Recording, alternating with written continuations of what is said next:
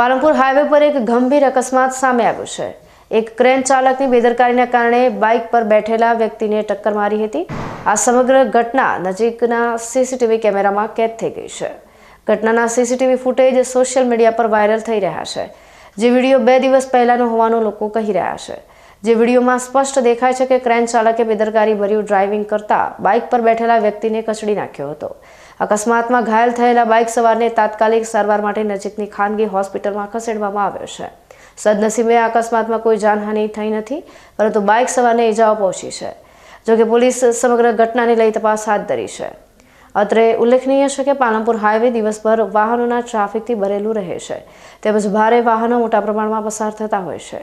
ત્યારે 2 વ્હીલર ચાલકો માટે પાલનપુર હાઈવે જોખમી સાબિત થઈ રહ્યું છે, જેથી 2 વ્હીલર ચાલકોએ પાલનપુર હાઈવે પર પસાર થતી સમયે સાવચેતી રાખવી ખૂબ જરૂરી બન્યું છે।